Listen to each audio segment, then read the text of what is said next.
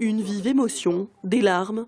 10 ans après la disparition des 5 marins du chalutier Bugalet de Breizh au large de la Grande-Bretagne, les familles des victimes n'arrivent toujours pas à faire leur deuil. L'état psychologique des familles qui sont détruites, voilà. Ça on n'en parle pas, mais je vais en parler aujourd'hui parce qu'il n'y a pas une des 5 familles qui... Voilà. Il y a eu des décès, il y a eu des drames psychologiques. On n'a pas eu de chance dans le sens où on a eu cette affaire en face, on a eu un choix à faire. Soit on laisse, on se tait et on attend le non-lieu sereinement, soit on se bagarre au maximum. Et c'est ce que j'aurais fait. Je veux que mes filles, plus tard, le sachent, quoi, voilà.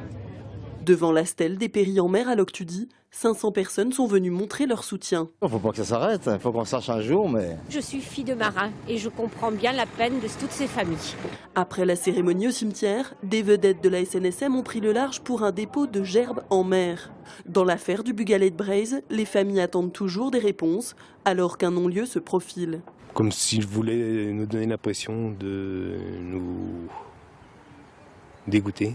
A priori, ce que j'ai entendu de Jean-Yves Le Drian, il dit nous, Français, on a tout déclassifié, on a fait notre travail, tout est sur la table du côté français.